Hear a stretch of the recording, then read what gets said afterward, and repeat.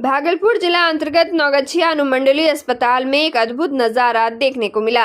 अस्पताल परिसर में अचानक एक दुल्हन सी सजी धजी गाड़ी लेबर बाट की ओर बढ़ती दिखाई दी। गाड़ी पर फूलों की खूबसूरत सजावट के साथ बड़े ही आकर्षक ढंग से ए अक्षर लिखा हुआ था। लोग हैरान थे कि आखिर इस खास गाड़ी का अस्पताल में क्या काम। जब लोगों ने गाड़ी के चालक से पूछा तो उसने बताया कि यह गाड़ी नवजात बच्ची को लेने आई है।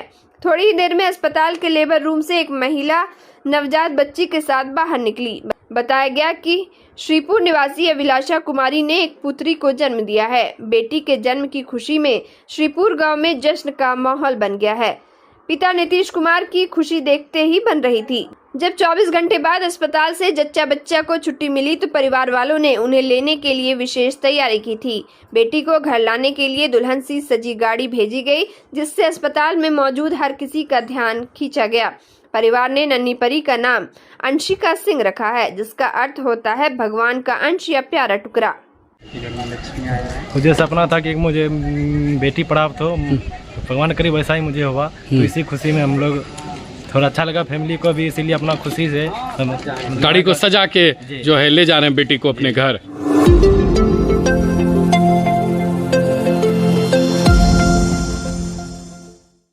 भागलपुर के परबत्ता थाना क्षेत्र के जगतपुर गांव में पैतृक जमीन के बंटवारे को लेकर भाई भाई के बीच विवाद चल रहा है। इस विवाद ने हिंसक रूप ले लिया। रविवार सुबह 10 बजे छोटे भाई सुनील यादव ने बड़े भाई अनिल यादव पर लाठी डंडे से हमला कर दिया। अनिल यादव के सिर में गंभीर चोट आई। बीच बचाव करने आए उनके बेटे भी इस हमले में घायल हो गए। दोनों को नौगछिया अनुमंडल अस्पताल में भर्ती कराया गया है। डॉक्टरों के अनुसार अनिल यादव को खून की आवश्यकता है। पीड़ित अनिल यादव ने बताया कि उनके पिता मैनेजर यादव जी की मौत हो चुकी है। वे कुल 3 भाई है। पिछले कई महीनों से जमीन बंटवारे को लेकर विवाद चल रहा था। कई बार पंचायत और पारिवारिक स्तर पर समझौते की कोशिश की गई, लेकिन सुनील यादव हर बार विवाद खड़ा कर देता था। अनिल यादव ने परबत्ता थाने में छोटे भाई सुनील यादव के खिलाफ लिखित शिकायत दर्ज कराई है। पुलिस मामले की जांच कर रही है। घटना के बाद पीड़ित अनिल यादव ने परबत्ता थाने में आरोपी भाई सुनील यादव के खिलाफ लिखित शिकायत दर्ज कराई। उन्होंने बताया कि उनके पिता का देहांत हो चुका है। वे कुल 3 भाई है। कई बार आपसी सहमति से जमीन का बंटवारा करने की कोशिश की गई, लेकिन सुनील यादव हर बार विवाद खड़ा कर देता था। घटना के बाद से आरोपी सुनील यादव मौके से फरार है। वही पुलिस ने मामला दर्ज कर लिया है और आरोपी की तलाश में छापेमारी शुरू कर दी है। लड़ाई हुआ छोटा भाई के साथ, अपना सहोदर भाई से। सहोदर भाई। और उसमें क्या किया वो? जो उसने किला से मारा। हाँ। और सर फुट गया है। हाँ। क्यों मारपीट किया? मारपीट किया, जमीन भूमि विवाद चल रहा था।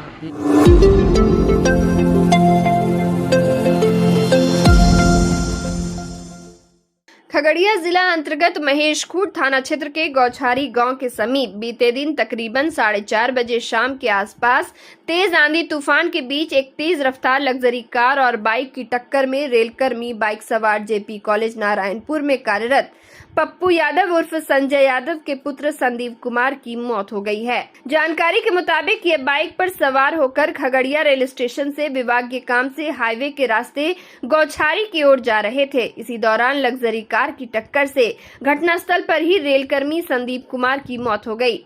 टक्कर इतनी जबरदस्त थी कि बाइक के पड़खच्चे उड़ गए और संदीप हवा में उछलकर सड़क के गड्ढे में जा गिरे।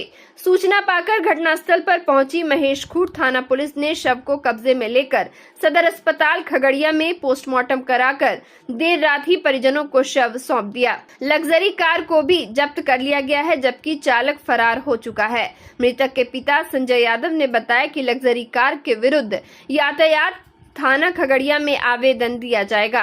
इकलौता पुत्र संदीप की मौत से उनके परिजन समेत क्षेत्रवासी गमगीन देखे गए। उनके व्यवहार कुशल एवं व्यक्तित्व को लेकर हर कोई आपस में चर्चा कर रहे थे।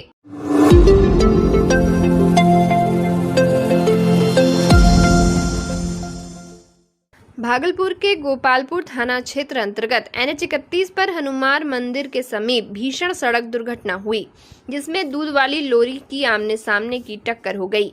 हादसा इतना भयानक था कि दूध की गाड़ी के अगले हिस्से के पड़खच्चे उड़ गए। इस दुर्घटना में लॉरी चालक गंभीर रूप से घायल हो गया है। घायल चालक की पहचान पटना के बख्तियारपुर निवासी 35 वर्षीय राम नरेश मिश्रा के रूप में की गई है। वह पेशे से दूध गाड़ी का ड्राइवर है। दुर्घटना के बाद मौके पर मौजूद लोगों ने गंभीर रूप से घायल चालक को तुरंत नौगछिया अनुमंडलीय अस्पताल पहुंचाया, जहां प्राथमिक उपचार के बाद उसे मायगंज अस्पताल रेफर कर दिया गया। बताया जा रहा है कि उसकी हालत नाजुक बनी हुई है।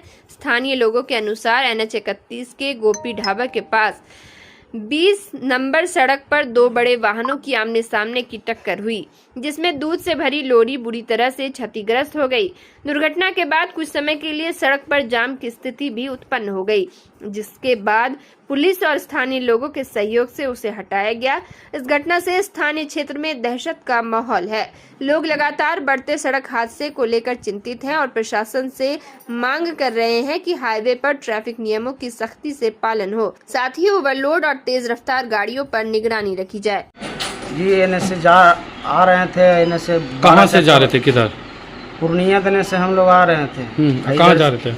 मुंगेर के लिए मुंगेर जा रहे थे। ठीक। एने से 12 चक्का वाला आया, सामने सामने टक्कर हुआ। आपकी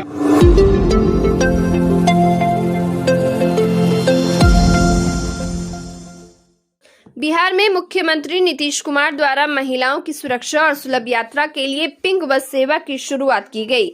इस योजना के तहत राज्य के 5 प्रमुख जिले पटना, मुजफ्फरपुर, भागलपुर, दरभंगा और पूर्णिया में कुल 20 बसों को हरी झंडी दिखाकर रवाना किया गया। ये पहल महिला सशक्तिकरण की दिशा में एक महत्वपूर्ण कदम मानी जा रही है। हालांकि भागलपुर में इस सेवा के शुरू होने से पहले ही लापरवाही और अव्यवस्था की तस्वीर सामने आने लगी है। भागलपुर में पिंक बस सेवा के लिए भेजी गई बसों में से एक तिलकामांझी बस स्टैंड पर खड़ी रही। जब वहां मौजूद कर्मचारियों से बात की गई तो उन्होंने बताया कि बस में कई तकनीकी खामियां हैं। बस का हॉर्न बहुत धीमा है, जिससे यातायात में इसका उपयोग व्यर्थ होगा। साथ ही बस में लगा लैपटॉप भी सही से काम नहीं कर रहा है और सुरक्षा के लिए लगाए गए कैमरे भी परेशानी दे रहे हैं। कर्मचारियों ने यह भी बताया कि यह बस सीधे शोरूम से आई है और अभी इसकी पूर्ण जांच नहीं की गई है।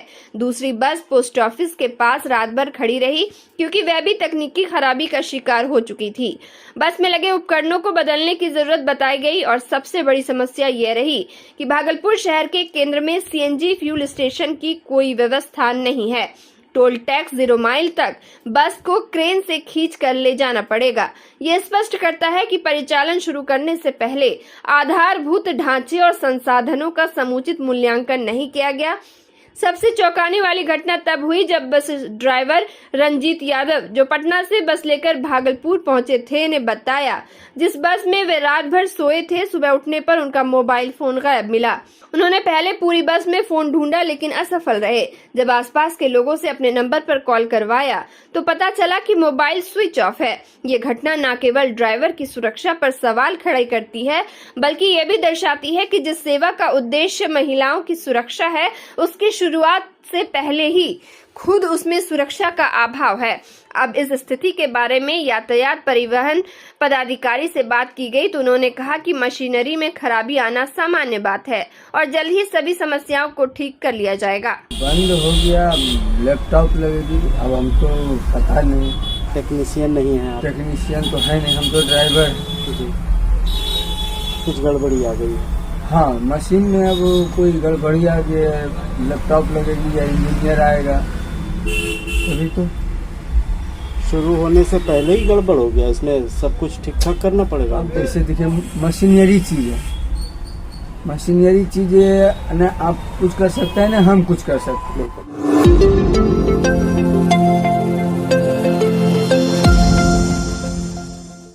केंद्रीय मंत्री सैलोचपा रामविलास के राष्ट्रीय अध्यक्ष चिराग पासवान ने भागलपुर में PM मित्र योजना के तहत मेगा टेक्सटाइल पार्क की स्थापना किए जाने की मांग करते हुए प्रधानमंत्री नरेंद्र मोदी को पत्र लिखा है। उन्होंने भागलपुर में इसकी स्थापना किए जाने को लेकर तर्क भी दिए हैं। चिराग पासवान ने कहा कि भागलपुर जैसे ऐतिहासिक शहर को PM मित्र योजना में शामिल करना न केवल बिहार के आर्थिक विकास को नई दिशा देगा, बल्कि आत्मनिर्भर भारत के निर्माण में भी एक महत्वपूर्ण योगदान सिद्ध होगा। इससे भागलपुर के बुनकर राष्ट्रीय एवं अंतर्राष्ट्रीय स्तर पर वृहद पैमाने पर व्यापार कर सकेंगे। लोक जनशक्ति पार्टी भागलपुर इकाई के जिला अध्यक्ष सुबोध पासवान, प्रदेश अध्यक्ष राजू तिवारी, मीडिया पैनलिस्ट अमर कुशवाहा और दर्जनों पदाधिकारी एवं कार्यकर्ताओं ने चिराग पासवान को बधाई दी। उन्होंने कहा कि बुनकरों की चिंता को लेकर चिराग पासवान ने जो पत्र लिखा है, इससे भागलपुर के बुनकरों में काफी उल्लास है। अमर सिंह कुशवाहा ने कहा कि मेगा टेक्सटाइल पार्क बनने से भागलपुर के बुनकरों को अंतर्राष्ट्रीय स्तर पर व्यापार करने में सहूलियत मिलेगी। अमर सिंह कुशवाहा ने कहा कि मेगा टेक्सटाइल पार्क बनने से भागलपुर के बुनकरों को अंतर्राष्ट्रीय स्तर पर व्यापार करने में सहूलियत मिलेगी और एक मजबूत आय का आधार भी बनेगा। इससे भागलपुर का नाम सिल्क सिटी के रूप में फिर से उभरेगा। प्रदेश अध्यक्ष राजू तिवारी ने कहा कि मेगा टेक्सटाइल पार्क बनने से यहां के बुनकरों को फायदा होगा और वे अपने व्यवसाय को बड़े पैमाने पर कर सकेंगे। इससे भागलपुर के आर्थिक विकास को भी बढ़ावा मिलेगा। कि भागलपुर हमारा सिल्क सिटी के नगरी से विश्व भर में विख्यात हुआ। इसी की चिंता करते हुए हमारे आदरणीय राष्ट्रीय अध्यक्ष चिराग पासवान जी ने एक पत्र प्रधानमंत्री जी को लिखा है और उसमें उन्होंने आग्रह किया है, आदरणीय प्रधानमंत्री जी से आग्रह किया है कि आप भागलपुर सिल्क सिटी का हब फिर कैसे बने। यहाँ के बुनकर जो 50,000 से अधिक बुनकर हैं, ये हम 2015 के चुनाव से ही इस मुद्दे को उठाते आए हैं कि भागलपुर में जो है बुनकर की स्थिति अच्छी नहीं है। इसकी चिंता करते हुए जो है हमारे आदरणीय राष्ट्रीय अध्यक्ष जी ने पत्र के माध्यम से 1000 से अधिक जो एरिया है, वो एरिया में जो है उससे एरिया का नाम दिया गया है प्रधानमंत्री मित्र।